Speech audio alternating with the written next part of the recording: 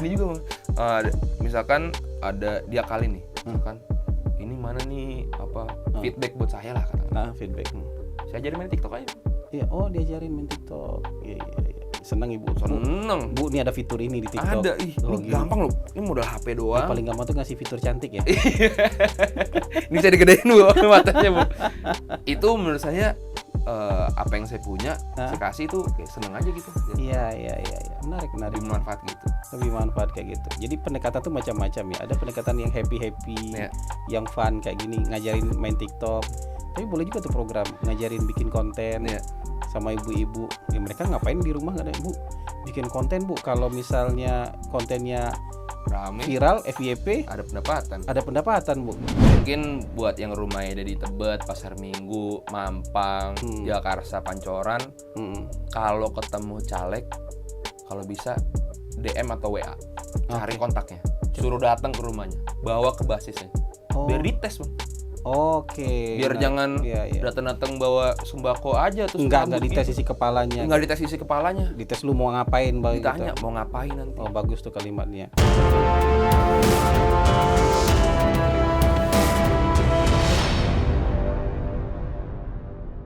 Baik, assalamualaikum warahmatullahi wabarakatuh. Kita berjumpa lagi dalam siaran mikrofon Hasan Nasbi. Sekarang kita sudah masuk ke episode 161. Dan sekaligus juga ini episode ke-8 untuk caleg pilihan mikrofon. Sekarang saya tuh sudah punya tamu, kayaknya muda sekali nih. Masih ABG kayaknya. Udah berhak milih belum sini? Udah pernah milih kemarin. Udah pernah milih. Saya kedatangan tamu namanya Adi Guna Daniel gitu ya. Apa kabar Adi Guna Daniel? Baik. Panggilannya Adi. Adi boleh. Apa Adi. Guna? Boleh diguna-guna itu. Panggilannya Adi ya, panggilan Adi. Adi ini adalah caleg dari Partai Solidaritas Indonesia. Partainya Pak Jokowi. Partainya Pak Jokowi apa partainya Kaisang? Partai Pak Jokowi. Oh, partai Pak Jokowi. Pinter banget bikin klaim. Partai Pak Jokowi ya. Ya, Adi, usia berapa sekarang Adi? 23 tahun, Bang. 23 tahun, berarti lahir tahun 2000. Jadi ini Gen Z beneran ini ya? Gen Z yang beneran. Gen Z yang generasi pertama. Generasi pertama, bener. Generasi pertama Gen Z. Sudah lulus kuliah? Lulus kuliah tahun 2021 di Universitas Brawijaya Malang, ilmu politik. Oh, ilmu politik. Wah, sama kayak saya dong ini ilmu politik ya. Cuman beda universitasnya aja. Iya. Iya. Nih, ilmu politik berarti di Malang itu sejak kapan ada ilmu politik tuh? Ilmu politik tuh kalau nggak salah baru pertama kali ada 2008. 2008. Saya angkatan 2017. Seniornya masih muda-muda ya. Ya mungkin seniornya lagi meniti karir jadi cawapres kan. Ini kalau usia 23 ini, ya kan berarti 5 tahun lagi usia 28 nih. Ya. Udah bisa nantangin Gibran nih. Kalau jadi kepala daerah. Iya, enggak. Elected office boleh. Oh, itu boleh. Jadi anggota DPRD pun Iya. sudah boleh dicalonkan jadi cawapres atau capres. Kalau ini ada niat ke sana enggak? Kalau dibantu sama Bang Hasan mau deh. Nah, dibantu sama saya mahal loh. Iya. Jadi caleg PSI dari dapil mana nih? Dapil 8 Jakarta Selatan. Sini dong ya. Ya di sini di Mampang, Pancoran, Tebet, Jakarta. Tinggal emang di sini. Iya dekat sini. Dekat sini? Dekat sini. Berapa menit dari studio sini? Kurang sekilo ya 700 meter. 700 meter dari sini. Iya. Oh, kita RW-nya sama nggak nih? RW beda. RW beda. Udah beda kelurahan juga. Udah beda kelurahan juga, tapi masih Batasan. satu dapil ya. Iya. Jadi anak-anak yang tinggal di sekitar sini bisa nyoblos ini nih. Adi Guna nih. Oh, tapi kita ada Zaki di sini ya. Ada juga anak sini yang nyalek. Anak kantor saya juga ada yang nyalek dari Golkar dapil sini. Oh, oke. Namanya Zaki Mubarok. Enggak jauh juga dari sini rumahnya gitu. Saingan kalian berarti ini. Ya, tapi beda partai. Nomor urut 4. Nomor urut 4. Iya. Aktivitas sekarang apa? Sekarang sehari-hari jadi tim kampanye DPP PSI, kampanye digital. Tim kampanye itu ngapain tuh? Saya yang planningin terus eksekusi konten digitalnya. Di DPP? DPP. Oh, hebat dong. Udah pengurus DPP nih. Oh, biasa aja. Hah? Biasa aja. Oh, gitu ya. Jadi tim kampanye digital DPP PSI. Oh, PSI. keren ya. Terus sehari-hari juga ngisi konten kreator buat akun saya sendiri gitu. Konten kreator. di TikTok, di Jadi itu Instagram. sudah ini benar-benar profesi Gen Z itu ya. Udah profesi Gen Z karena sudah bisa menghidupi. Sudah bisa menghidupi Iya, ya. makanya saya dari bilang itu konten. profesi. Oh iya, karena sudah bisa menghidupi. Di mana mainnya, di TikTok, Main di TikTok, main di Instagram di Reels. Instagram gitu. Tapi benar-benar menghasilkan ya situ. Saya belum ini. Karena saya YouTube saya aja hasilnya dikit banget gitu.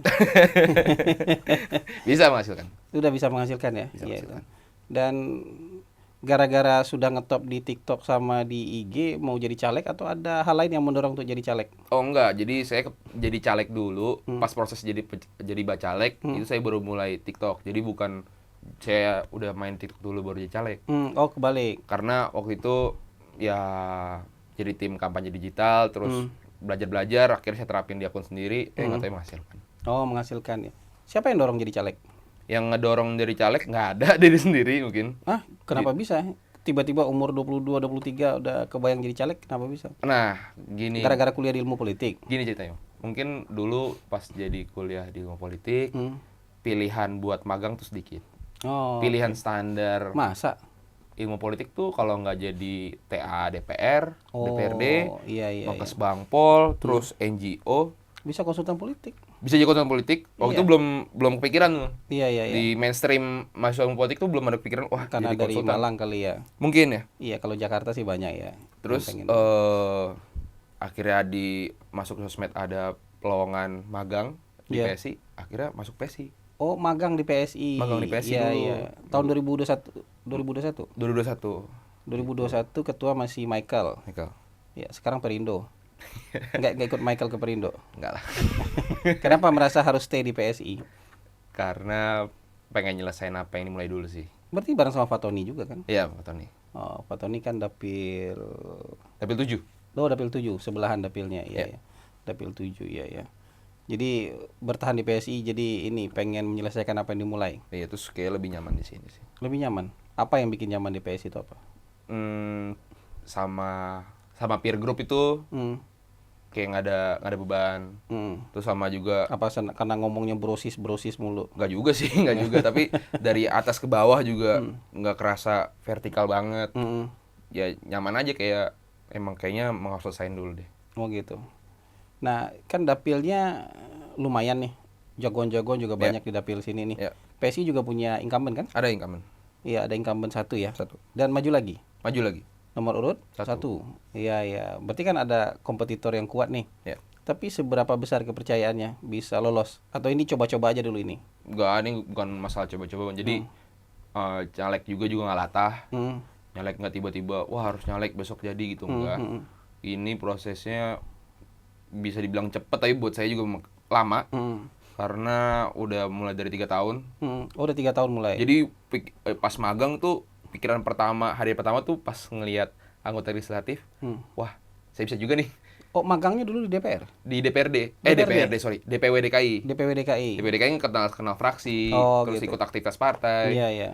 Terus ya mungkin dari proses internalisasi itu kayak ngeliat, Bisa juga nih gitu. wah bisa juga diniatin dulu. Nah, Diniatin dulu, dicoba-coba, sampai proses pendaftaran, sampai sekarang kasih jalan terus.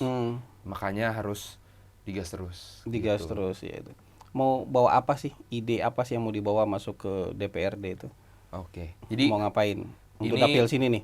untuk dapil sini. Berarti kan dapil anak Jaksel nih. Ya. Nah, ini ngomongin anak Jaksel dulu nih, Bang.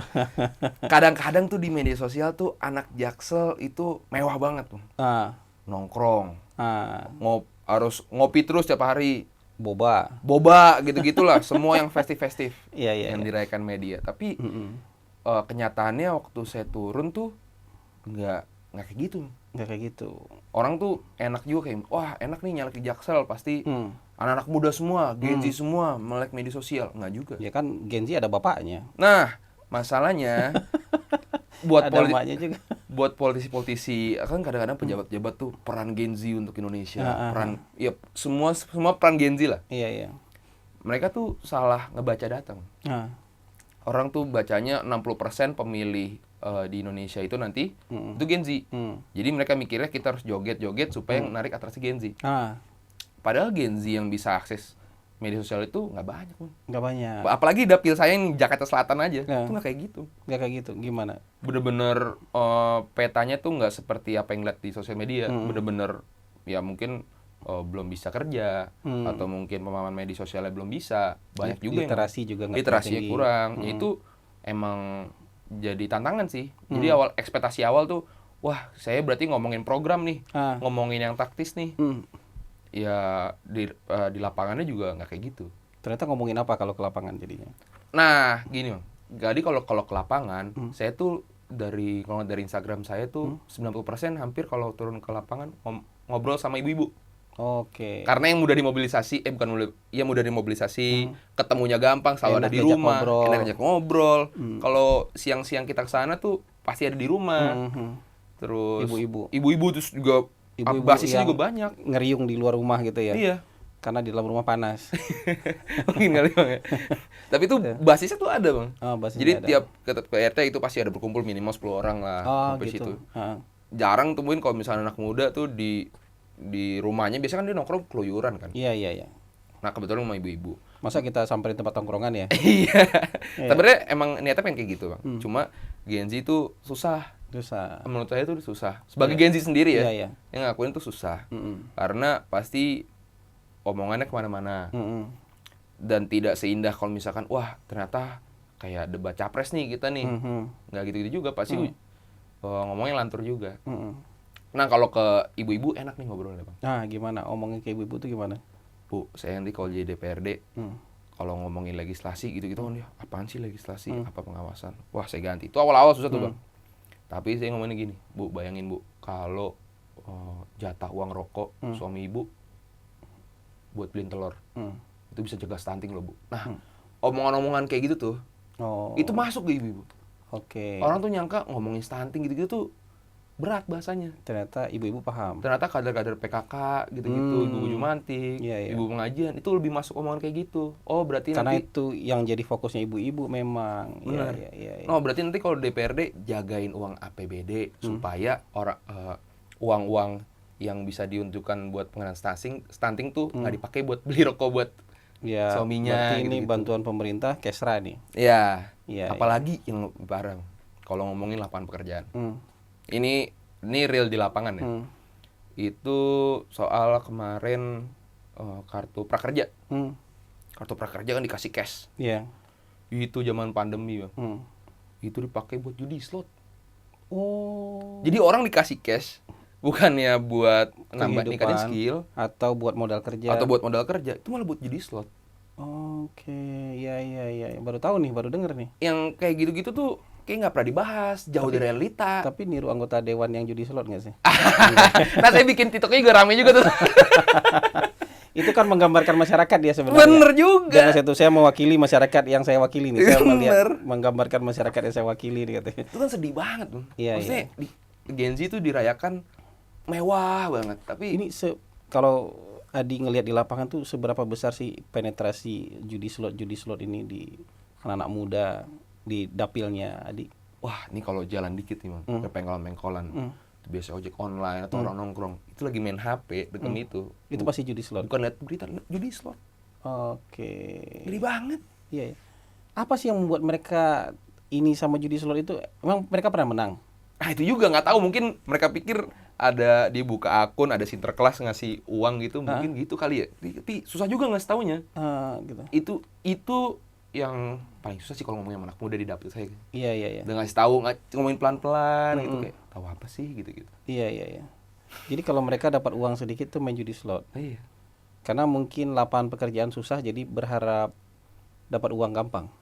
Mungkin ya, soalnya tapi enggak juga sih, Bang. Masalahnya orang-orang yang kerja juga begitu juga. Main judi slot juga. Wow. Jadi bukan masalah kayak ketersediaan lapangan kerja. Ini kayak kecanduan SD SB di zaman Orde Baru kayaknya. Apa tuh? Tapi belum lahir kan? Belum lahir. Tahun 2000 gitu.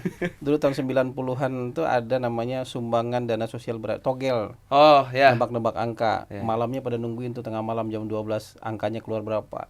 Kena buntutnya 2 lumayan tuh. Kena buntutnya 3 sama tuh lumayan juga tuh. Lotre gitu. Bilang kode buntut namanya.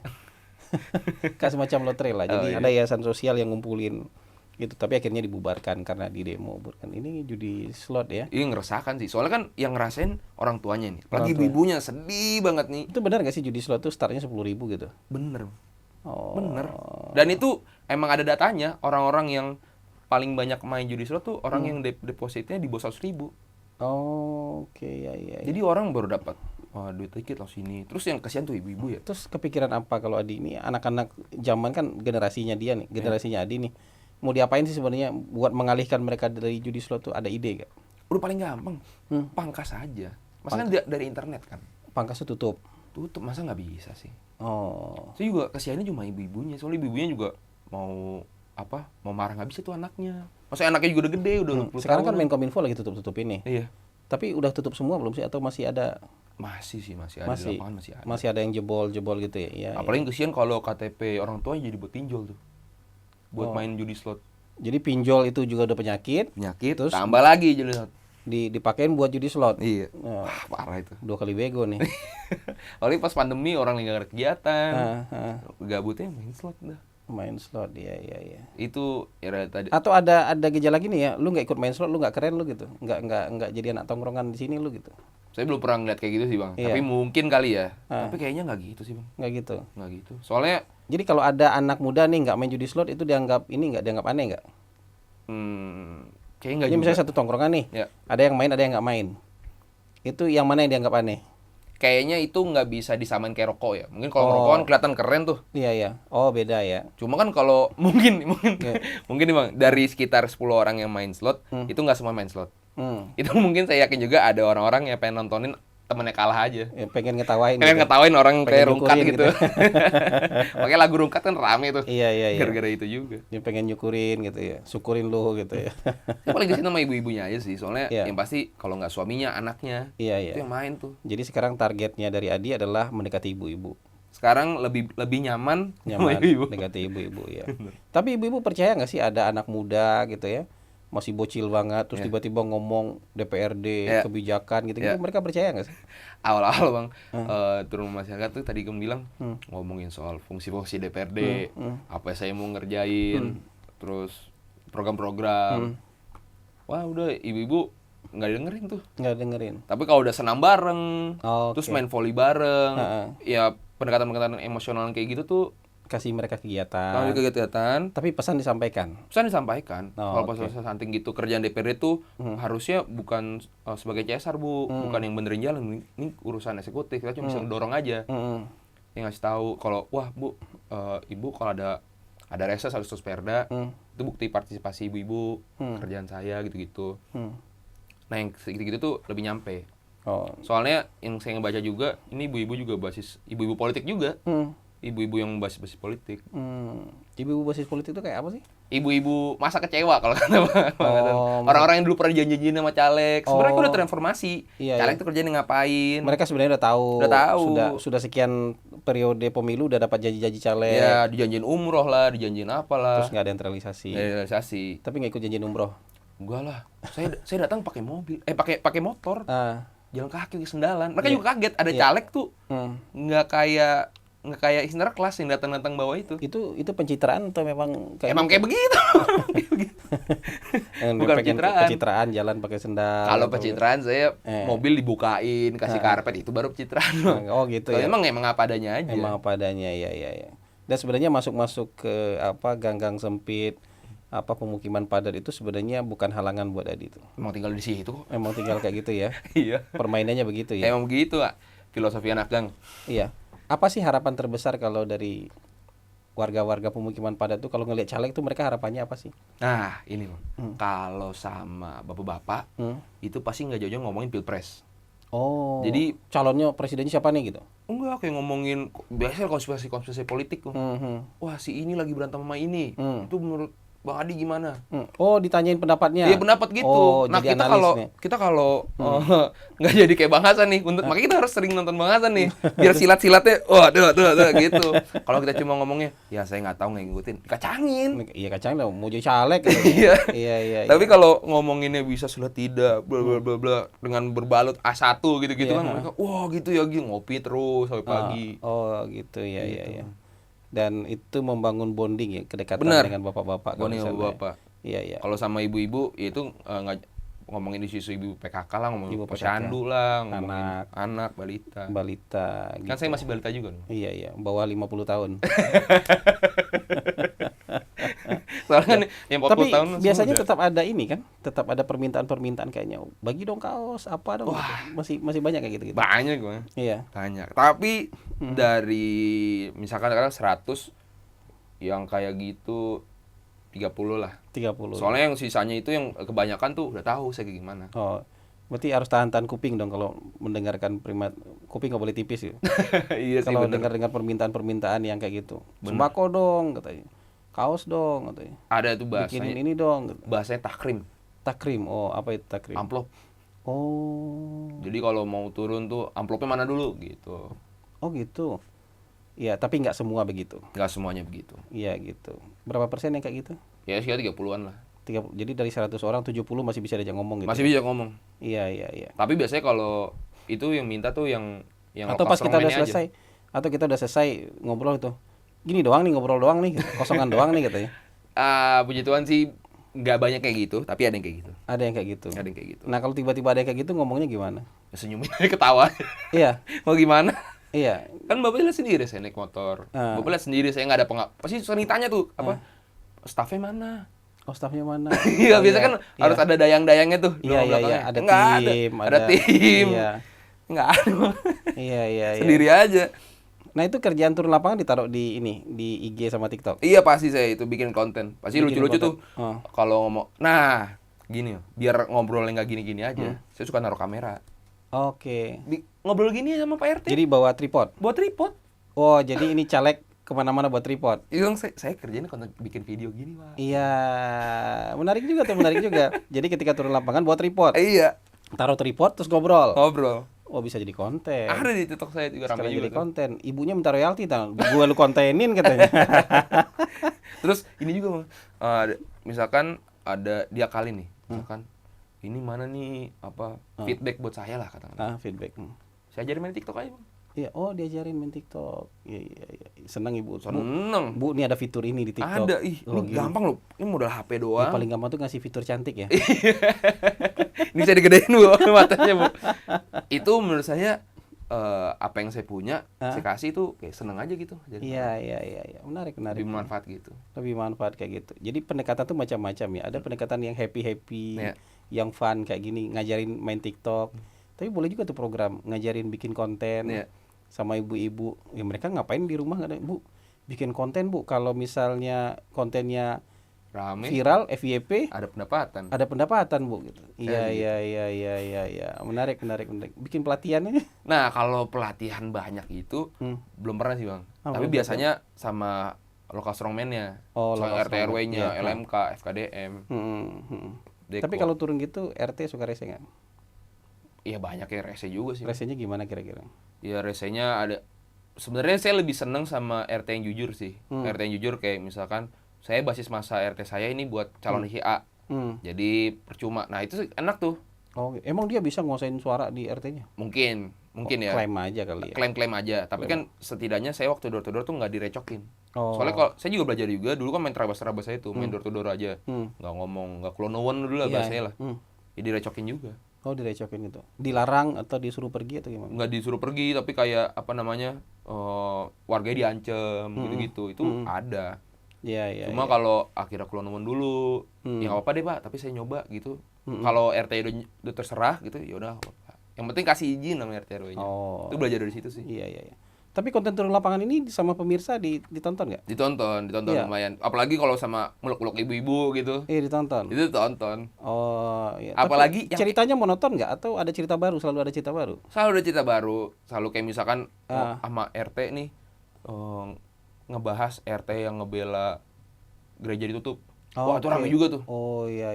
Terus misalnya harapan RT buat Indonesia. Kalau Pak RT jadi presiden itu pengennya kayak apa kan lucu-lucu tuh cerita grassroots. Jadi dia mengandaikan diri jadi presiden. Iya, terus kayak wah ada karena seringan nonton YouTube jadi dia cara jawabnya juga bagus juga.